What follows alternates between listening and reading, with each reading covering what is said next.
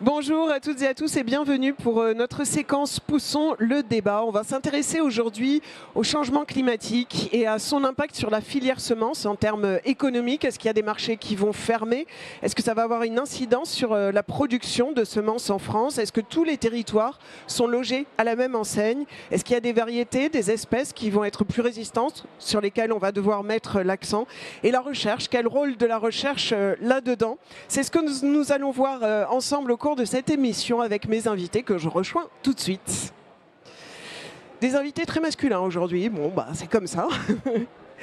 Bonjour à vous tous. Alors nous sommes avec François Després, vous êtes président de Florimond Després, vice-président de SEMAE, bonjour et bienvenue. Yves Piquet, président de Bayer France. Thomas Bourgeois, vous êtes agriculteur multiplicateur, président de la Fédération national des agriculteurs multiplicateurs de semences, et Sylvain Ducroquet, vous êtes président de la section diversité des semences chez SEMAE. Alors je voudrais déjà qu'on fasse un petit point puisque on a décidé de traiter aujourd'hui le changement climatique, tous ces changements qui ont lieu. Est-ce qu'on peut faire un point déjà sur l'état des lieux du changement climatique qui va plus vite que ce qu'on aurait pu imaginer, j'ai l'impression. Qu'est-ce que ça a comme conséquence sur la filière semences, François ?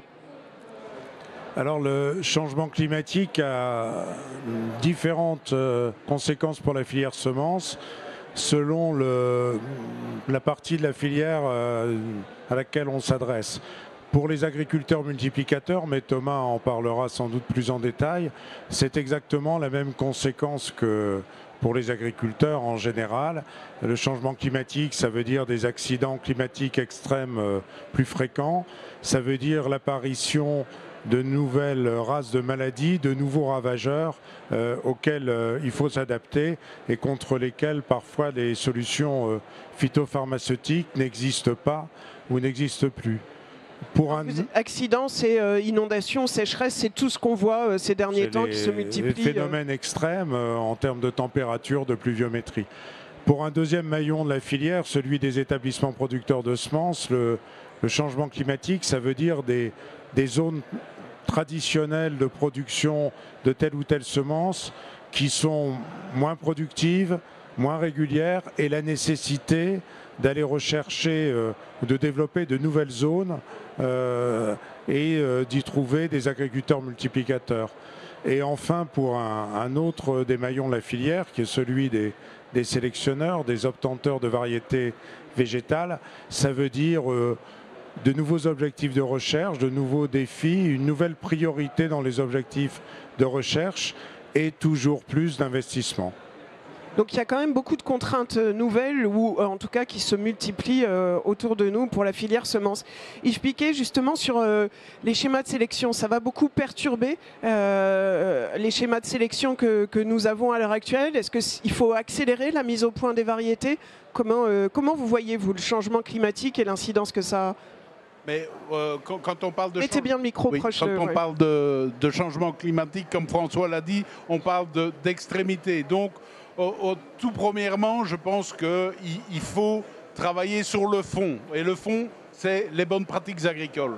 Et à partir du moment où on sait mettre ces bonnes pratiques agricoles en place, et on parle de ce qu'on connaît bien, hein, c'est le couvert végétal durant toute la rotation, une rotation plus longue, éviter les labours, toutes ces pratiques qui tendent vers la conservation des plantes sont des pratiques qui vont rendre nos champs, j'aime dire, plus 4x4, plus robustes, plus résilients, et vont nous permettre de garder plus longtemps une certaine élasticité, une certaine résilience par rapport au climat.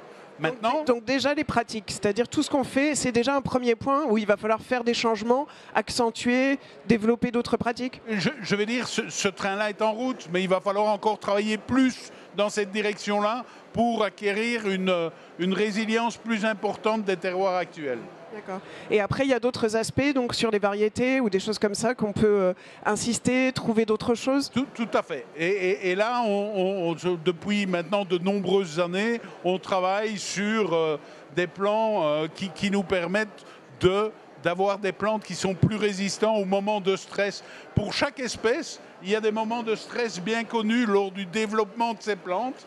Et c'est vraiment ces moments-là qu'on essaye de privilégier pour les mettre en dehors de zones je vais dire, de danger. Et pour ça, on a mis au point, par exemple, en sélection de maïs, nous avons mis au point la stratégie de l'esquive qui met généralement des semis plus tôt pour ne pas arriver dans des périodes trop chaudes au moment de l'épiaison, parce que quand on sait à la sortie des soies femelles, il est très important que le déficit hydrique ne soit pas trop important. Donc on travaille vraiment sur cette stratégie. De 1, on travaille sur les techniques culturales, et de 2, après avoir identifié vraiment les moments de sensibilité, on essaye de les esquiver. Et par après, et là François en a déjà évoqué précédemment, ce qu'on fait aussi, c'est qu'on a la chance de vivre dans un terroir fantastique et d'avoir, je vais dire, la France n'est pas un pays, c'est une mosaïque d'agriculture, hein, c'est une mosaïque de pays, et grâce à ça, on va pouvoir relocaliser certaines cultures à d'autres endroits. On va y revenir justement sur les autres cultures, ou non. On peut peut-être tout de suite se questionner, et je reviendrai après avec vous Sylvain, mais sur justement ces opportunités, parce que c'est vrai que le changement climatique, on le voit toujours comme quelque chose de négatif, mais on peut imaginer qu'il y a des opportunités à saisir parce que justement on a un territoire assez divers avec des climats différents. Qu'est-ce que vous essayez un petit peu de voir ça en termes d'opportunités ? Alors en termes de réchauffement et des règlements climatiques, on voit bien déjà que quand les éléments se déchaînent, quand vous avez les champs qui sont complètement inondés, vous pouvez avoir ce que vous voulez, hein, la génétique, vous pouvez avoir le matériel qu'il faut. De toute façon, on ne peut pas rentrer dans les champs, on peut pas rentrer dans les champs. Voilà. Alors après, effectivement, passer outre, c'est vraiment ces conditions extrêmes. Effectivement, donc le dérèglement climatique fait que nous avons des périodes plus courtes mais plus intenses. Donc des périodes de pluie très fortes, des périodes de sec un petit peu plus longues mais accentuées. Et donc du coup, le travail de l'agriculteur et de l'agriculteur multiplicateur, puisque en fait nous sommes agriculteurs avant tout, le travail va être, comme l'a dit Yves, d'essayer de trouver les rotations, d'essayer de trouver les systèmes de culture pour pouvoir continuer à pérenniser nos exploitations agricoles et de pouvoir continuer à produire. Et donc du coup, dans ce dérèglement climatique, il va y avoir des opportunités, mais il va y avoir aussi des pertes d'espèces qu'on ne pourra plus faire en France.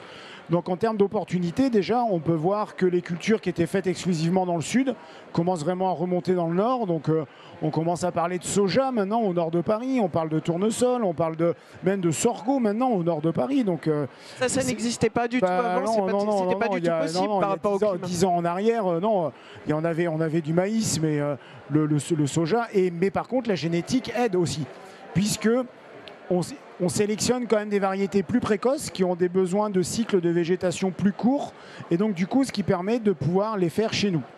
Et dans les disparitions, il y a quoi? On ne va pas rester que négatif, mais mais par contre dans les disparitions, typiquement donc par le réchauffement climatique, donc les excès de sécheresse, le développement de certains insectes qui remontent aussi au nord de la France. Voilà, l'espèce qui me vient en tête, c'est le trèfle violet.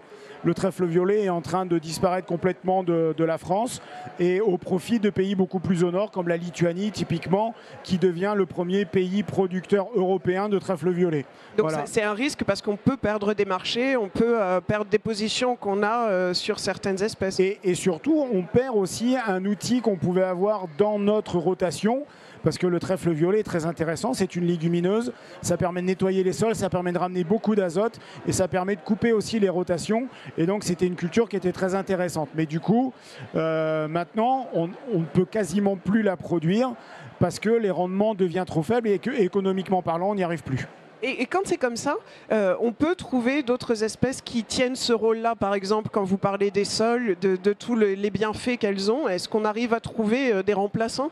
Alors oui, bien sûr, il existe plein de remplaçants, notamment chez les trèfles. Il y a des trèfles de Perse, des trèfles de Micheli, il existe tout un tas de trèfles qui n'étaient pas spécialement produits chez nous, mais on commence à les regarder de plus en plus. C'est pareil sur les luzernes, on commence à regarder des luzernes plutôt de type méditerranéenne pour pouvoir les produire en cas de plutôt forte chaleur et vraiment de stress hydrique. Donc on va avoir une montée comme ça de la Méditerranée, de toutes ces espèces Oui.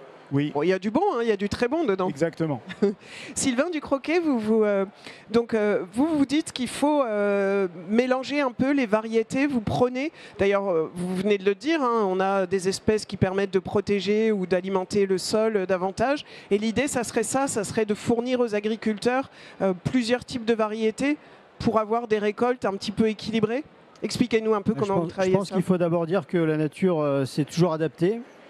Et donc il y a plusieurs leviers, on en a parlé, la sélection c'est un levier, c'est-à-dire que le changement est là, la génétique, Yves l'a dit aussi, peut permettre d'adapter les précocités, les cultures au changement. Et puis après il y a aussi les méthodes culturelles, hein, Yves tu en parlais.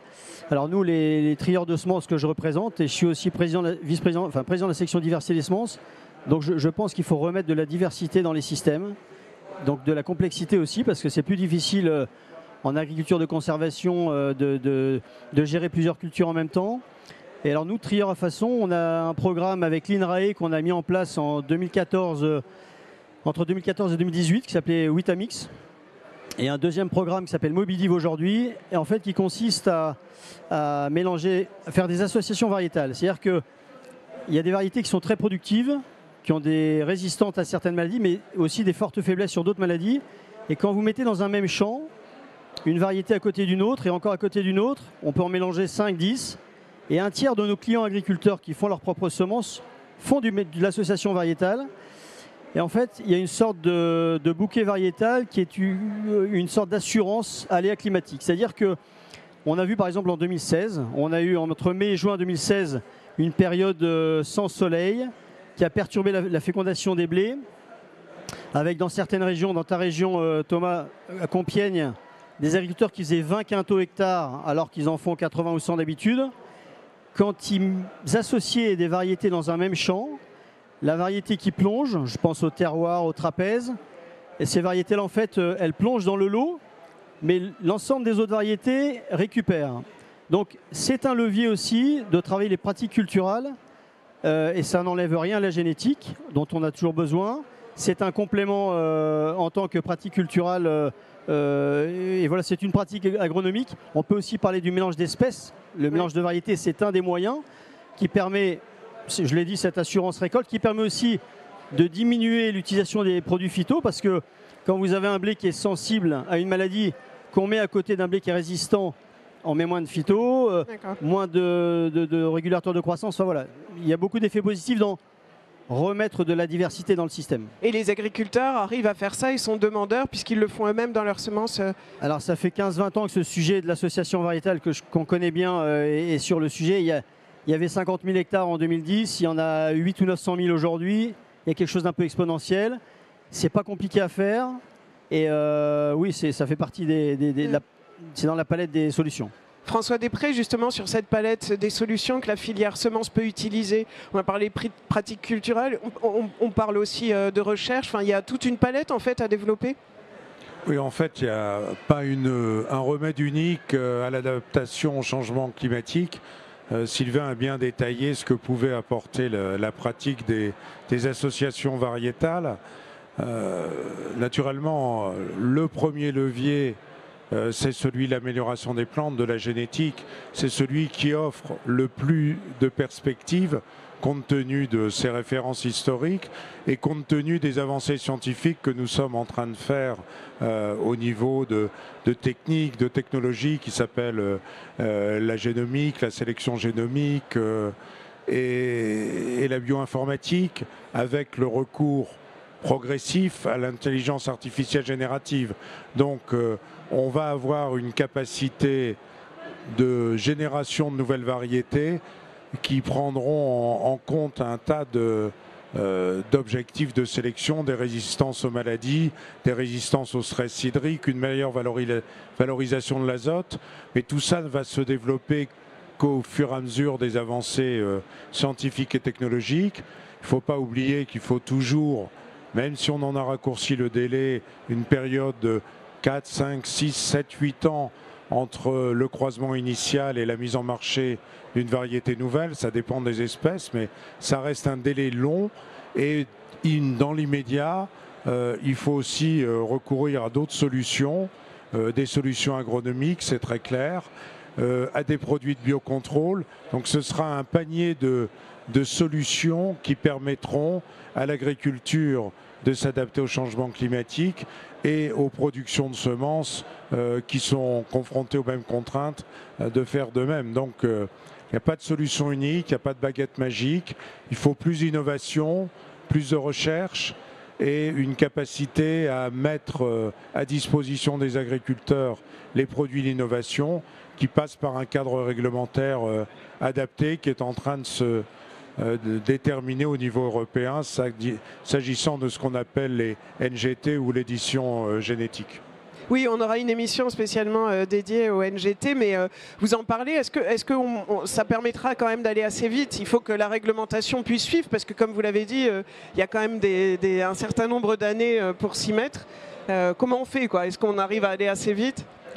Ce que permet l'édition génétique en perspective, c'est d'associer un ensemble de caractères favorables, rechercher des résistances aux maladies, mais aussi des qualités technologiques au sein d'une même variété.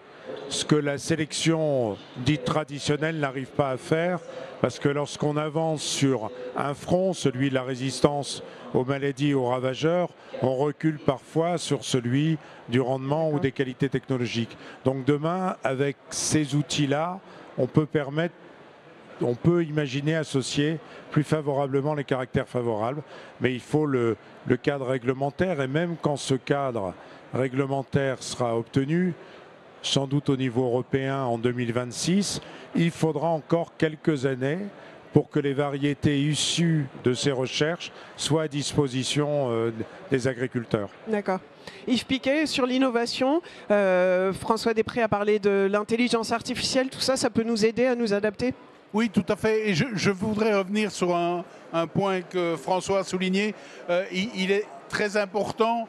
Il n'y a pas la solution, oui. Il y a des solutions. Et c'est vraiment une combinaison de facteurs qui va nous permettre de pouvoir gérer ces changements climatiques. Donc, les NBT dont il vient de parler, c'est une solution supplémentaire, mais ça ne va pas tout régler. Oui. Je veux dire, ça part par savoir conduire une culture, je vais dire, de la manière optimale. Donc, le digital va aider aussi pour pouvoir déterminer à quel moment la plante est en stress, la plante est attaquée, et pouvoir, je vais dire, la défendre au bon moment, à la bonne dose et je veux dire au bon endroit, avec les produits qui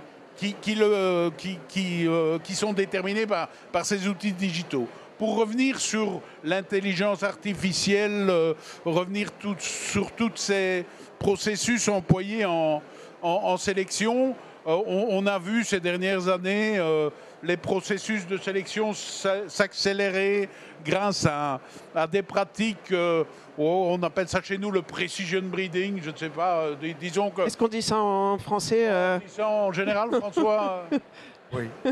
Allez, François est d'accord avec moi. Et donc, quand vous dites qu'on accélère, c'est quoi? On gagne quelques années? On gagne un an ou deux, parce que quelque part, on fait les croisements, on ne fait pas repousser les graines, on sait voir sur la graine la caractéristique, si elle l'a ou pas. Donc on n'a pas besoin d'attendre, oui, et on l'a tout de suite.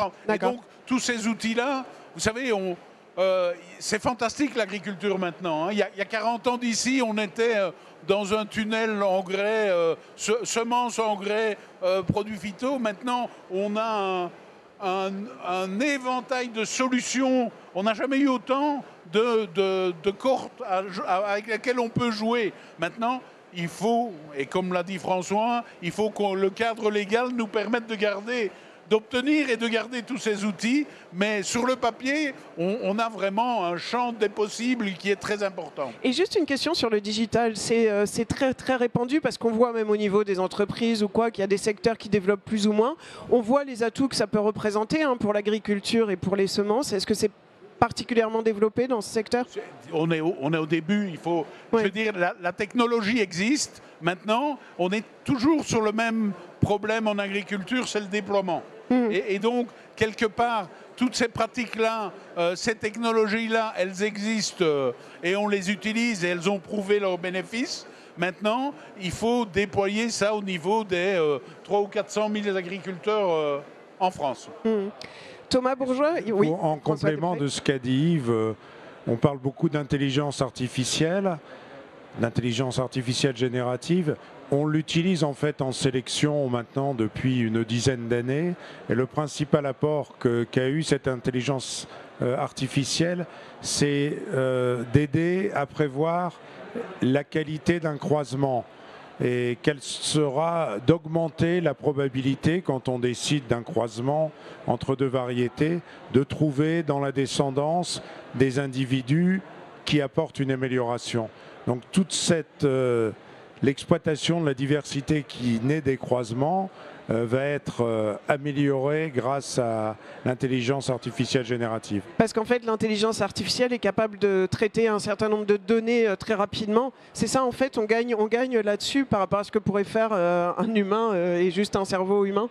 Exactement, c'est-à-dire qu'on a une capacité aujourd'hui de génotypage qui est énorme, à un coût qui a considérablement baissé. Donc, on génère énormément de données de phénotypage dans les champs, dans les laboratoires, mais traiter ces données, les transformer en algorithmes pour aider les sélectionneurs à prendre des décisions, et notamment des décisions d'anticipation, c'est l'essentiel, et c'est à ce stade qu'on arrive aujourd'hui et dont on peut attendre des transformations et des améliorations de performance de la sélection qui permettront de répondre à ce défi du changement climatique. D'accord. Et Thomas, il y a un aspect, Thomas Bourgeois, il y a un aspect dont on n'a pas beaucoup parlé, c'est l'eau, parce qu'on sait que qui dit réchauffement climatique ou changement climatique, il y a cette question de l'eau. Comment on fait pour appréhender cette gestion, ce partage de l'eau, ce manque? Est-ce qu'il y a des outils? Est-ce qu'il y a des espèces? Comment on traite ça? Alors déjà, depuis 2 ans, le problème de l'eau, c'est plus tellement... Enfin, il y en a trop. Mais ça dépend. Il y a des années où il y en a trop, il y a des années où il n'y en a pas assez. Non, mais en période de sécheresse, typiquement, on va parler vraiment du grand sud de la France. Déjà, il faut savoir que pour faire des productions de semences de potagères, donc les graines pour faire les légumes, si vous n'avez pas d'irrigation, vous ne pouvez pas avoir de contrat. Pareil pour les productions de betteraves porte-graines. Donc nous, à la FNAMS, les agriculteurs multiplicateurs, on fait de la betterave pour faire de la graine, pour après que les agriculteurs dans le nord de la France fassent la racine pour faire le sucre. Voilà. Et donc, du coup, effectivement, ce dérèglement climatique fait qu'on a besoin d'eau. L'eau est un bien commun. Mais on a quand même, pour nos espèces, pour nos cultures porte-graines, on a un réel besoin en eau. Donc, on travaille beaucoup sur quantifier en fait le besoin de la plante de nos cultures porte-graines.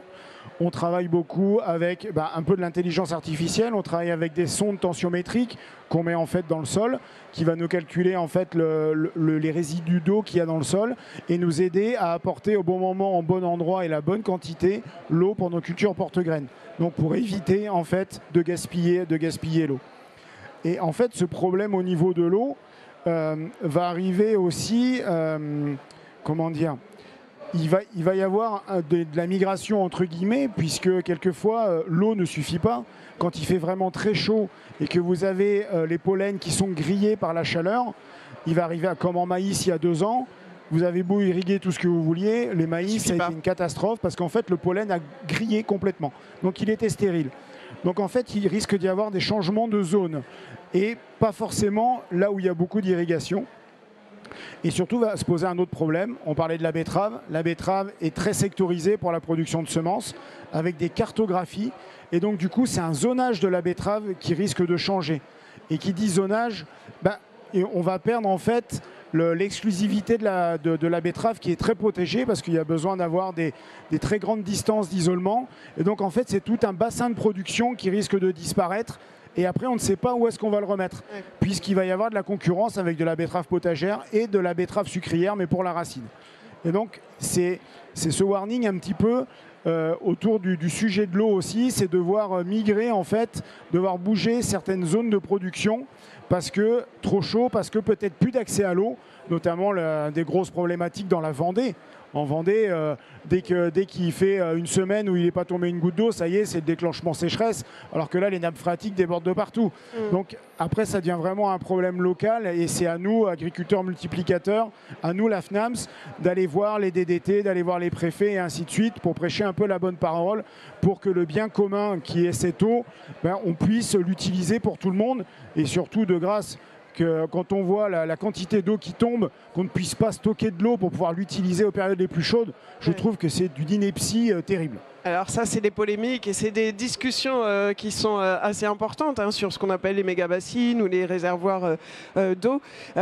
Sylvain Ducroquet, on l'entend dans ce que dit Thomas Bourgeois et puis François et Yves, c'est aussi le travailler ensemble. On l'a dit, il n'y a pas une solution miracle, il y a toute une palette de solutions à mettre en place. Donc ça veut dire tout un ensemble d'acteurs à faire travailler ensemble. C'est ça l'élément, le levier le plus important?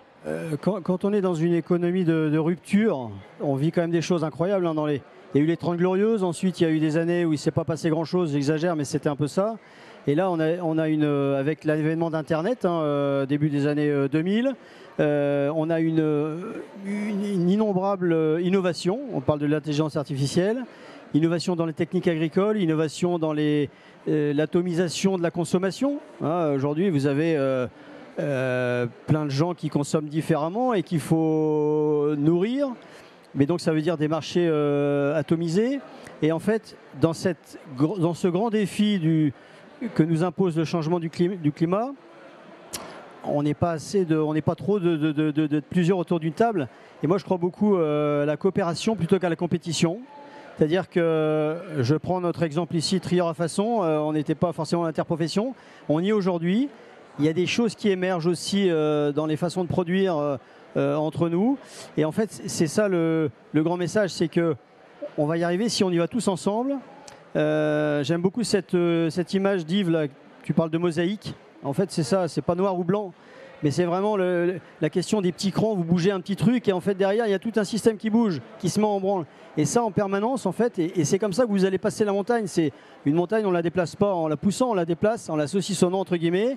Et au bout du compte, elle est derrière nous. Là c'est la même chose. Sachant que le défi qu'on a, parce qu'on a quand même eu des périodes glaciaires, au Moyen-Âge, il y a eu des choses qui se sont passées sur le climat. Ce qu'il y a, c'est que là ça s'accélère et ça va très vite. Et donc je pense que la semence étant le premier maillon de la chaîne, il faut qu'on s'y mette tous ensemble pour innover, penser out of the box, penser différemment, laisser tomber nos idées préconçues et se dire voilà, il y a un problème, comment on y répond. François, si on peut, là il nous reste quelques minutes pour se dessiner justement les marchés, vous ce que vous voyez comme risque spécifiquement sur quelles semences et au contraire quelles opportunités sur quelles semences. Comment on fait en sorte que ça tourne? Est-ce qu'on a un paysage comme ça, on a un panorama sur ça? C'est une question que nous abordons depuis quelques années maintenant au sein de l'interprofession des semences. Nous voyons bien que le changement climatique, on ne peut pas y échapper, il est inexorable et il va imposer des modifications. Traditionnellement, dans le sud-ouest de la France, on produisait des semences de maïs, de tournesol, de betteraves. Dans le centre de la France, des semences de graminées ou de légumineuses fourragères. Le changement climatique rend ces productions plus aléatoires, plus difficiles et surtout les font parfois tomber en dessous d'un seuil de rémunération qui est acceptable pour les agriculteurs multiplicateurs. Donc on court le risque de perdre le potentiel semencier de la France qui en a fait, potentiel semencier qui a contribué à faire que notre filière est puissante, qu'elle est la première exportatrice mondiale de semences de grande culture, la deuxième ou la troisième de semences potagères ou de plants de pommes de terre.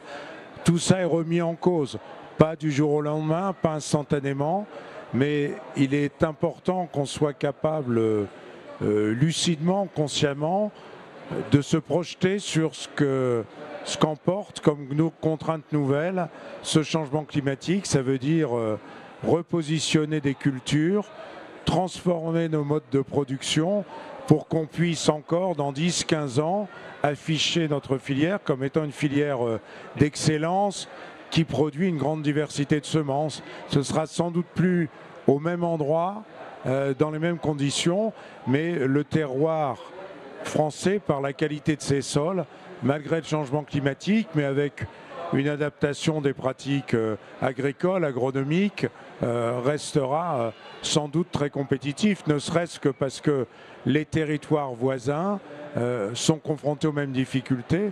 Peut-être que les latitudes plus nordiques vont trouver un avantage dans le changement climatique, mais le changement climatique, ça n'est pas seulement du réchauffement, c'est surtout des accidents extrêmes plus fréquents, et ceux-là, ils surviennent aussi bien en Europe du Nord qu'en Europe du Sud ou de l'Est, et naturellement dans les pays tiers.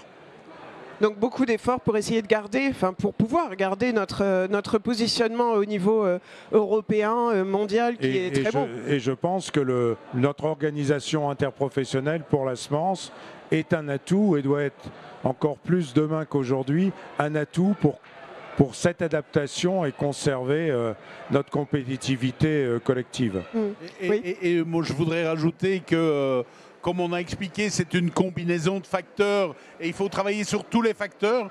Et j'ai un peu une double casquette puisque je fais partie de l'UFS et nous sommes semenciers, mais nous sommes aussi metteurs en marché de solutions digitales et de solutions de protection des cultures. Et je peux vous dire qu'il y a un engagement clair du secteur pour accompagner les agriculteurs et pour permettre cette performance et pouvoir résister aux nouveaux bioagresseurs. Il est clair que ces projections du GIEC sont prises en compte par tous nos chercheurs dans les labos pour prendre les bons axes de recherche pour le futur et essayer de pouvoir répondre présent et de défendre la ferme France dans toute sa diversité, ce grand patchwork comme elle l'est. Ouais. On sent que la prise de conscience, on en est déjà même un pas devant, c'est-à-dire qu'on est dans l'action pour trouver des solutions. Thomas Bourgeois, on voit aussi que c'est quelque chose de territorial, hein, vous en avez parlé, des cultures qui vont s'échapper à d'autres.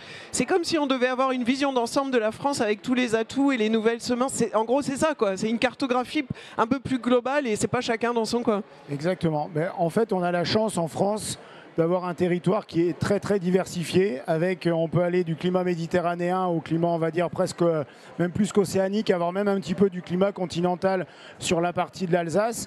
Et en fait, chaque région est complètement différente. Et on a vraiment la chance, c'est que même avec ce dérèglement climatique, on arrivera toujours à produire de la semence et on arrivera toujours à s'en sortir. De toute façon, l'agriculture, c'est toujours adapté. Mais là où je mettrais un warning quand même, c'est qu'il faut faire attention à la gestion de l'eau. Oui. Il faut faire attention, on a parlé de la génétique. La génétique, c'est un outil dans notre caisse à outils, mais ce n'est pas la solution miracle. Et que si on veut continuer à produire, il faut que notre caisse à outils soit relativement pleine. Et Yves l'a parlé tout à l'heure, il y a les solutions de protection des plantes, qui est aussi très importante, qu'elle soit chimique, biologique, biocontrôle, peu importe, solution de protection des plantes. Il y a la génétique, il y a nos sols, il y a nos différents systèmes de culture, il y a l'irrigation. Et avec tout ça, il faut qu'on arrive à se dépatouiller pour qu'on puisse continuer à produire des semences, mais pas que, à produire pour nourrir les Français, et pas que non plus, puisque nous avons aussi, nous pouvons faire aussi, grâce à nos sols et à notre climat, de l'export pour des pays qui n'ont pas à manger. Donc ça, c'est une chance aussi. Et donc du coup, voilà, il faut surtout du pragmatisme, éviter d'avoir des idéologies qui nous emmènent droit dans le mur et on ne le répète pas assez, mais qu'on nous laisse le pas de temps agricole est long, qu'on nous laisse le temps de s'habituer et qu'il ne faut pas nous supprimer des solutions si on n'a pas son remplacement. On entend un petit peu des messages politiques. Il y a une loi qui vient d'être votée qui donne un tout petit peu plus de liberté. Alors il n'y a pas encore de positionnement de l'Europe sur les NGT, mais ça va un peu dans le bon sens. Une petite réaction ? J'ai une petite réaction. Pour moi, c'est pas politique du tout, c'est économique. Oui. Parce que si on n'a plus tout ça, je veux dire, on se doit de répondre à la triple performance en agriculture, qui est de pouvoir nourrir tout le monde à un coût abordable. De 2, que les agriculteurs ils gagnent leur vie. Bah oui. Et de 3, d'essayer de diminuer notre empreinte de la production sur l'environnement. Et c'est ces 3 choses-là qu'il faut bien tenir en compte. Et ça fait difficile si on vous enlève un peu des outils de la boîte à outils, comme disait Thomas Bourgeois. Sylvain Ducroquet, peut-être donc sur le côté multi-acteurs, multi-outils, c'est ça en fait le plus important? J'ai la chance parce que j'ai le mot de la fin. Je vois qu'il reste peu de temps. Donc simplement dire que le logo, le slogan de CMAE, c'est toutes les semences pour demain. Et voilà, étant président de la section diversité, je vais redire un peu les mêmes choses, mais on est tous dans le même bateau et on a la même question il faut qu'on réponde à la même question de l'adaptation de ce changement, et on a tout ce qu'il faut dans l'interprofession, parce que c'est aussi important de le souligner, c'est que dans cette interprofession, qui est quand même une particularité hybride un peu entre du public, du privé, mais qui est quand même le lieu de la rencontre d'une 60aine de familles professionnelles. Et s'il n'y avait pas ça, je pense que ce serait peut-être différent pour aborder le problème. François Després, l'interprofession qui est aussi acteur clé finalement. Ah oui, c'est déterminant parce que c'est au sein de l'interprofession qu'on peut confronter nos analyses et trouver les moyens de régler ensemble les problèmes. Personne, aucun maillon de la filière semences n'a à lui seul la solution pour répondre aux défis de l'époque. Merci beaucoup, en tout cas, à vous 4 pour ces informations. On voit que c'est un travail collectif qui permettra de s'en sortir avec un petit peu moins de règles peut-être et un petit peu plus d'innovation. En tout cas, c'était très clair et je vous remercie beaucoup d'avoir suivi notre émission Poussons le débat. On se retrouve demain pour une nouvelle émission.